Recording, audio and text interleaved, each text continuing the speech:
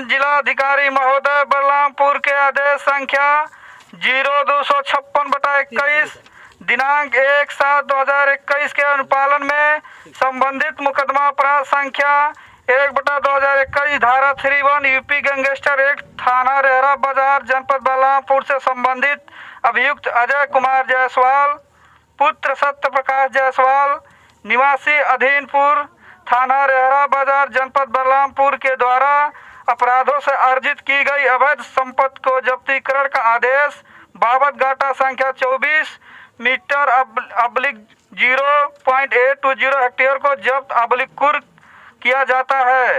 इस पर आज से संपूर्ण अधिकारी सरकार का होगा। नमस्कार, मैं हूं क्यूडी सिद्दीकी और आप देख रहे हैं इंडिया टाइम्स न्यूज़। आप जानते हैं कि योगी सरकार का जो डंडा है वो पूरे भ्रष्टाचारियों पर अब भारी पड़ रहा है।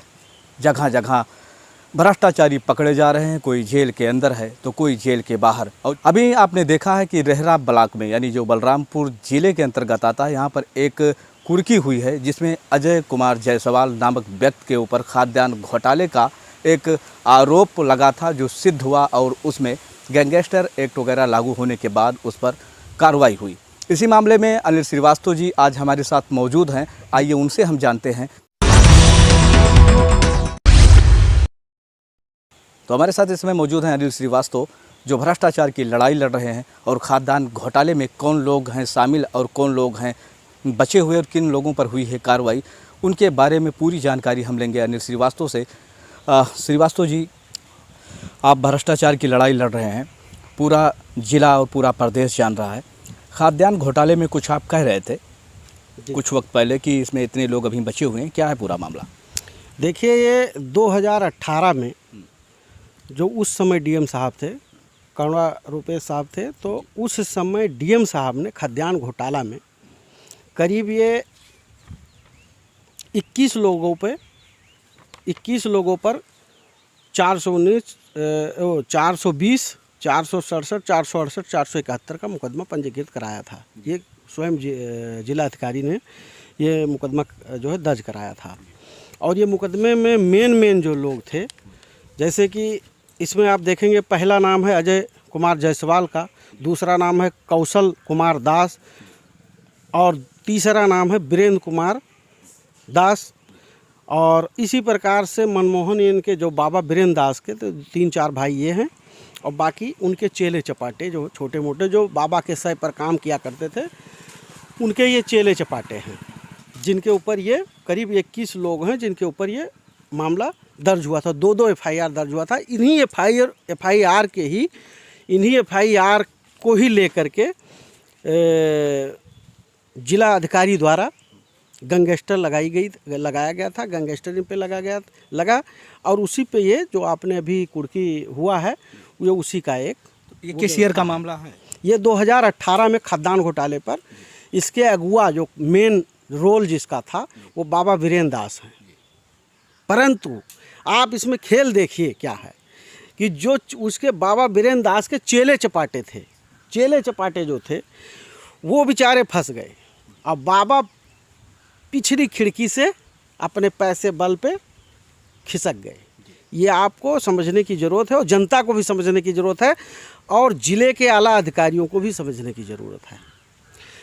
मैं आपको बताना चाहता हूं कि जब ये मुकदमे दोनों दर्ज हो, उसी पे जब गैंगस्टर लगा तो बाबा इसी मुकदमे के खिलाफ हाई कोर्ट गए, हाई कोर्ट से सुप्रीम कोर्ट तक गए, सुप्रीम कोर्ट तक इनको रिलीफ नहीं मिला। सुप्रीम कोर्ट ने बाकायदा, मेरे पास उसके दस्तावेज हैं, सुप्रीम कोर्ट ने कहा कि आप जाइए निचली अदालत से अपनी बेल कराइए। बाबा ने जब देखा कि मेरा सुप्रीम कोर्ट तक के मेरे लिए दरवाज़ा बंद हो गया है, तो उन्होंने बड़ी ही चालाकी से आईओ महोदय जो इसके विवेचक थे उनको खरीद लिया और ख़रीद करके अपना नाम ही एफआईआर में से कटवा लिया। अब मैं आपको बताना चाहता हूं कि जब मेन मुखिया, ये आप देखिए इसमें, ये देखिए सीधा आप आइए इस पर देखिए, वीरेंद्र कुमार दास जो ये मेन जो इसमें हैं, ये वीरेंद्र दास 21 लोगों के ऊपर मुकदमे दर्ज हैं। और ये सारे 3-4 भाइयों के अलावा ये 3-4 भाई इसमें मेन हैं। इस खाद्यान्न घोटाले में ये 3-4 भाई मेन हैं। ये 3-4 भाई जो हैं ये मेन है। ये जितने लोग हैं ये सब उसके चेले चपाटे हैं, ठीक है।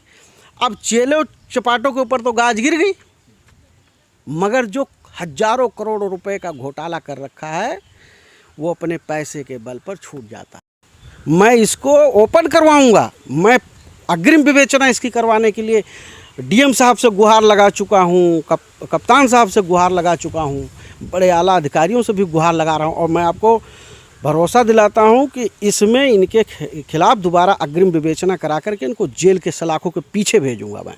तो एसडीएम तो कह रहे थे इस मामले में कि कोर्ट के आदेशानुसार जैसे जैसे मामले बढ़ेंगे उस सब पर कार्रवाइयाँ होती रहेंगी।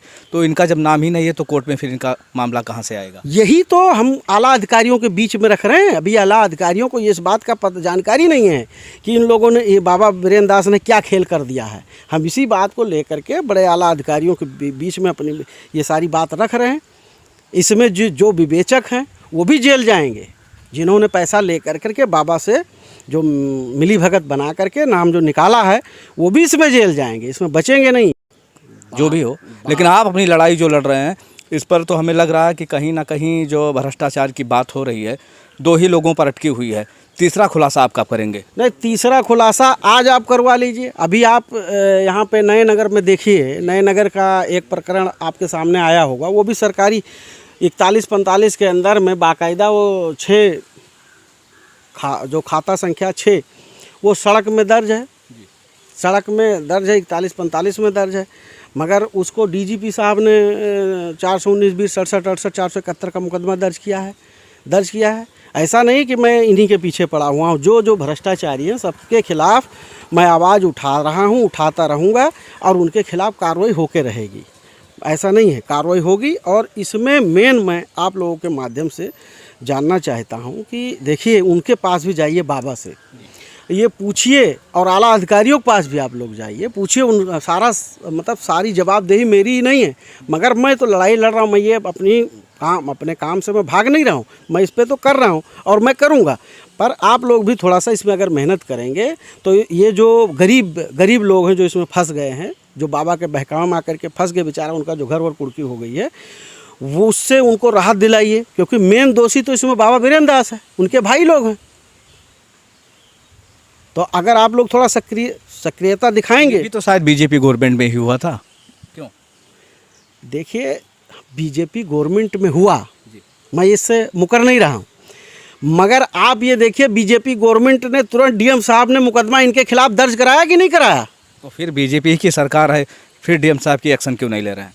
तो डीएम साहब बिल्कुल एक्शन लेंगे। डीएम साहब को मैंने ये पूरा प्रकरण ले जा करके दिखाया है और डीएम साहब ने मुझे पूरा भरोसा दिलाया है, इस पर एक्शन होगा, अग्रिम विवेचना होगा।